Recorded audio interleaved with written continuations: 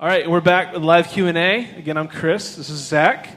Part 2 of One is Greater Than Two, a marriage series. So we got some marriage/relationship questions here that we got sent in. You ready for it? Yeah. Cool. I think so. All right, so this one says, what are some ways that someone can walk through the hurt after another person or the other person in the relationship kind of walks out?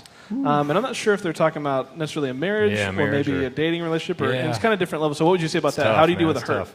tough. Again, it would depend on the context of the relationship. I mean, a dating relationship's different. It's just different.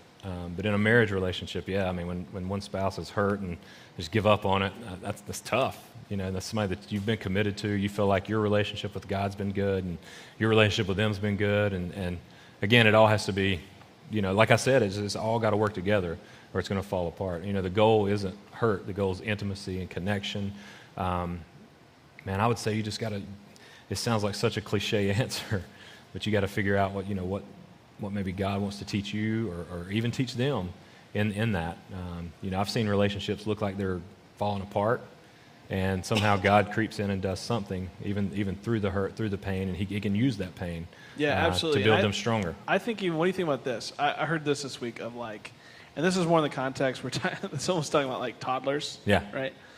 And they were talking about how you can't make somebody do something. That's right? good. Yeah. It's you can't make them not hurt. You can't make someone want to be with you again or something like that. So part of it might just be recognizing your role in that, right? Yeah. Maybe if they're hurt, or if there's hurt involved, I don't know. I mean, there could be a million reasons why they walked away. Yeah. Maybe it's kind of figuring out what your role in that is, and how you have to recognize, I think, kind of the limitations of your own actions. Yeah. But on the other hand, finding someone who has maybe some outside perspective could be helpful. I don't know. Groups, counseling, those kind of things can all be productive in dealing with hurt and pain and those kind of things. Awesome. So there's not, unfortunately, there's not here's your pill and this is how you deal with hurt. I mean, hurt sucks. Yeah, and they're all different. I mean, it's all a part different. of life. Yeah.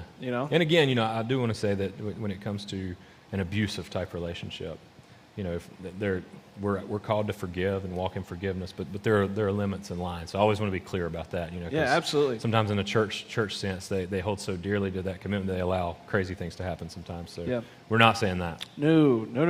All right, one last one. So you said, and I quote, to do anything humanly possible to try and meet your spouse's needs. Okay. I did say that. The question here is, would you shave your beard if your wife needed it? If it was a deep, sincere need, I would trim it. There it is. Trim it. He said trim it. He didn't say he's here's where it is on the beard. The good Lord, He created hair coming out of a man's face for a reason. He did, as you can see. Who am I? But I was just talking with my wife about this. This feels like a podcast. This is what this feels like right now.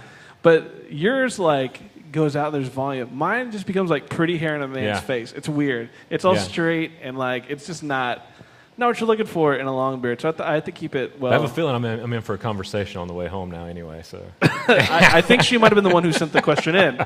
So again, we'll see you guys next week for part 3 of One's Greater Than Two. That's right. Love you guys. We'll see you next week. See ya.